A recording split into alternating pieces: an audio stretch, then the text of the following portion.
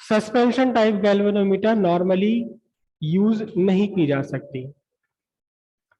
पहला तो रीजन इसका यह है कि इसमें कोई रीडिंग स्केल लगा हुआ नहीं है। आपको रीडिंग लेनी पड़ेगी सामने की दीवार पर। एक जगह आपने फिक्स कर दिया, सामने की दीवार पर स्केल लगाया और वहां आपको रीडिंग लेनी पड़ेगी।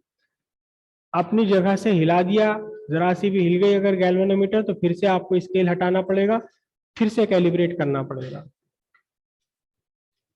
दूसरा एक रीजन और है कि ये एक बहुत नाजुक डिवाइस है,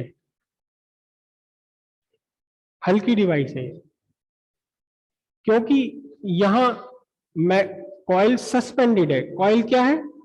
कॉइल सस्पेंडेड है, लटका हुआ है ये। बीच में सॉफ्ट आयरन कोर है और इधर इधर दोनों तरफ क्या है? North south pole of magnet. तो जरा सा भी डिसबैलेंस होते ही ये कॉइल और इसके बीच का जो सिलेंडर है वो एक साइड जाके चिपक जाता है और फिर पूरा का पूरा गैल्वेनोमीटर खोलकर उसे वापस अपनी जगह लाना पड़ता है, और कोई तरीका नहीं है, क्योंकि सस्पेंडेड है, ये लटका हुआ है। जरा सा इसमें अपनी इक्विलिब्रियम बैलेंस हुआ, जैसे यहां हमने पढ़ा था, ये कौन सा? ये आपका रेडियल मैग्नेटिक फील्ड है ये, ठीक है। ये नॉर्थ पोल साउथ पोल का जो कर्व है, और ये आपका क्या है? ये सिलेंड्रिकल कोर। इनके बीच का गैप बिल्कुल 1 मिलीमीटर का होता है। बहुत कम हल्का सा गैप रखा जाता है ताकि मैग्नेटिक फील्ड स्ट्रांग रहे। जितना ज्यादा एरिया में आप स्प्रेड कर देंगे मैग्नेटिक फील्ड लाइंस को, उतनी वीक हो जाएगा। मैग्नेटिक फील्ड लाइंस छोटे से एरिया में कंसंट्रेट कर दी जाती है ताकि magnetic field strong magnetic field है। तो अब ये पूरा का पूरा सिस्टम यहाँ एक धागे से जैसी स्ट्रक्चर से लटका हुआ है, तो हल्का सा डिसबैलेंस हुआ, ये नॉर्थ पोल साउथ पोल, ये साउथ पोल नॉर्थ पोल, पता लगा ये साउथ पोल जरा सा स्ट्रॉन्गर बन गया और ये पूरा का पूरा स्ट्रक्चर जाकर इधर चिपक गया, या पूरा स्ट्रक्चर जाकर इधर चिपक गया। और फिर उसका कोई तरीका नहीं होता, सिर्फ और सिर्फ गैल्वेनोमीटर को खोलना है मैकेनिकली और फिर उसे वापस अपनी जगह लाना है पूरे स्ट्रक्चर को। और कभी कभी बहुत तगड़ा झटका लग जाए तो ये हमेशा के लिए खराब भी हो जाता है, क्योंकि ये सस्पेंशन टाइप है। नीचे जो सपोर्ट के लिए स्प्रिंग लगी हुई वो भी बिल्कुल बाल के बराबर स्प्रिंग लगी हुई, वो इसका लेटरल मोशन नहीं रोक सकती। ये ऊपर तो है ही बिल्कुल सस्पेंडेड, मतलब फॉस्फोर ब्रॉन्ज स्ट्रिप के साथ अगर आपने इसे लटका रखा है, मैंने इस चीज को अगर यहां लटका दिया किसी सस्पेंशन से, तो ठीक है, ये रोटेशनल मोशन के लिए अलाउड हो गया इसका सस्पेंशन। लेकिन इस लटके रहने से ये लेटरल मोशन भी तो कर सकता है। और नीचे जो स्प्रिंग लगा रखी है वो बिल्कुल बाल के बराबर पतली है, तो ये दोनों स्ट्रक्चर कॉइल के लेटरल मूवमेंट को रोक नहीं पाते और ये एक तरफ जाके चिपक जाती है।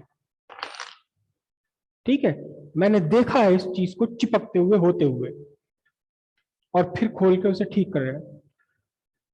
और भी कई चीजें, कई स्ट्रक्चर ऐसे हैं जहां ये होता है। तो कुछ ऐसा अरेंजमेंट किया जाए कि ये कॉइल कॉइल अपनी एक्सिस पर रोटेट करने के लिए तो फ्री हो, लेकिन इस मैग्नेटिक फील्ड में दाएं बाएं लेटरल मोशन आगे पीछे ना हो सके इसका। तो इसी गैल्वेनोमीटर का एक थोड़ा सा डिफरेंट रूप है, सुधरा हुआ रूप तो नहीं है वो, क्योंकि उसकी सेंसिटिविटी कम हो जाती है, थोड़ा कंप्रोमाइज करना पड़ता है। उसे बोलते हैं pivoted type galvanometer. Pivoted type galvanometer. Pivots क्या होते हैं, पहले पिवट समझिए। ये आपका एक पॉइंटेड स्ट्रक्चर है और इस पॉइंटेड स्ट्रक्चर को आपने, यहां देखिए गड्ढा बना हुआ है, इस गड्ढे के अंदर रख दिया। अब ये देखिए नीचे वाला पेन रोटेट करने के लिए तो फ्री है, लेकिन ये लेटरली मूव नहीं कर सकता अगर आपका ऊपर का वाला गड्ढा ही फिक्स है। साइड बाय साइड मूव नहीं कर सकता।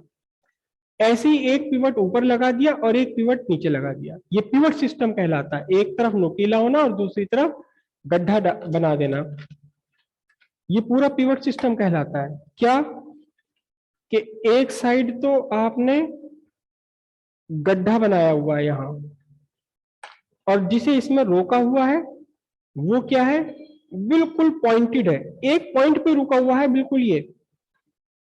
एक पॉइंट पे इसलिए रुका हुआ है ताकि फ्रिक्शन कम कम से कम लगे, इजीली रोटेट कर सके।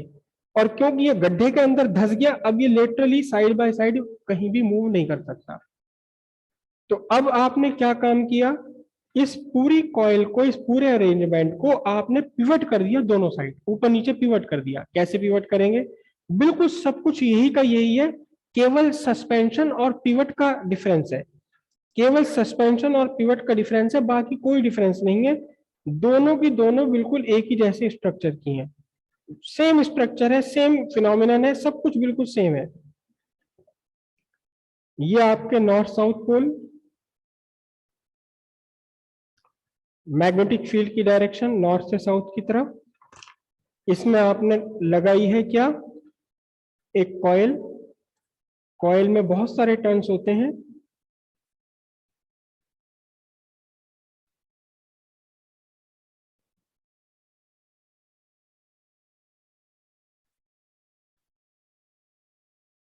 बिल्कुल वही का वही स्ट्रक्चर। लेकिन इस बार आपने क्या किया, फॉस्फर ब्राउन स्ट्रिप के बजाय, फॉस्फर ब्राउन स्ट्रिप के बजाय यहां आपने एक स्पिंडल डाल दिया। स्पिंडल मेटेलिक स्पिंडल है ये, और जिसका एक सिरा बिल्कुल पॉइंटेड है। यहां भी आपने इसे क्या किया, एक स्पिंडल पर जोड़ दिया, एक सिरा इसका बिल्कुल। और अब स्पिंडल का जो ये नॉच है, नॉच, इसकी जो नोक है, इसे आपने फंसा दिया एक जॉइंट के बीच में। ये पूरा अरेंजमेंट कहलाएगा pivot system.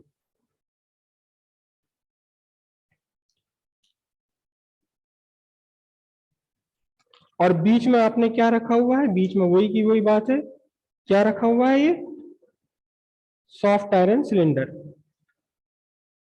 Soft iron cylindrical core.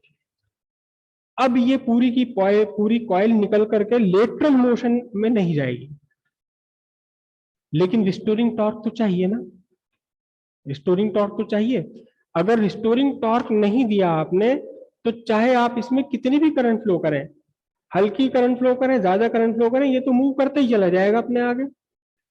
तो कहीं ना कहीं तो रोकने के लिए चाहिए रिस्टोरिंग टॉर्क।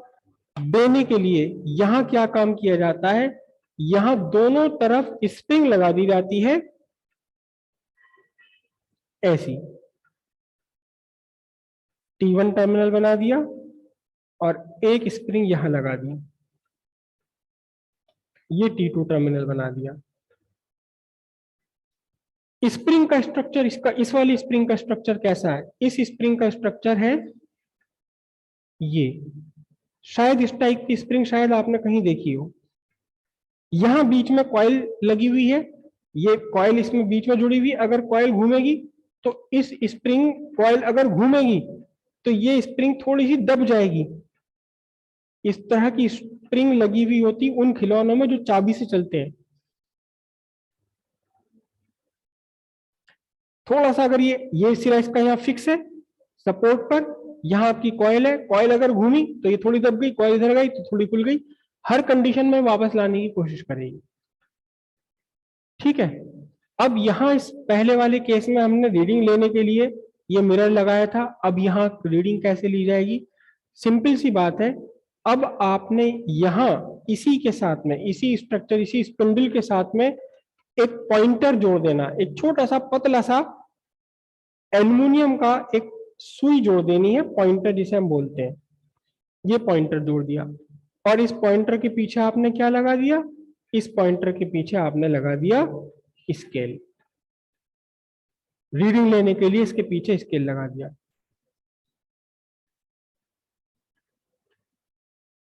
मिरर के बजाय कहां है, स्केल खुद इसके अंदर बना हुआ है। बेसिकली आपके जितने भी मीटर लगे हुए हैं वोल्ट मीटर के अंदर, या आपने पैनल बना हुआ देखा है सबमर्सिबल पंप का, उसमें 2 मीटर लगे होते हैं, एक पर V लिखा है, एक पर A लिखा है, वो दोनों ही एक्चुअली ये पिवटेड टाइप गैल्वेनोमीटर है।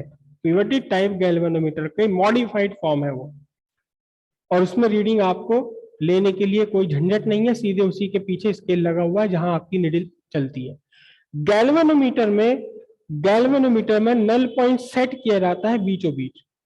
मतलब गैल्वेनोमीटर एक ऐसा स्ट्रक्चर है जिसमें कि आपने कॉइल को क्लॉकवाइज और एंटी क्लॉकवाइज दोनों ही डायरेक्शन में मूव करने के लिए फ्री छोड़ा हुआ है, क्योंकि दो डायरेक्शन में मूव करती है तो इसलिए पॉइंटर का नल कहां रखा जाता है, एक बीच में। एक साइड जाएगा तो भी रीडिंग आएगी, एंटी क्लॉकवाइज मूव करेगा तो भी आपको रीडिंग मिल जाएगी। ठीक है, बना लीजिए पिवटेड टाइप गैल्वेनोमीटर। बाकी पूरी की पूरी मैथमेटिक्स इसकी वही है जो पहले थी।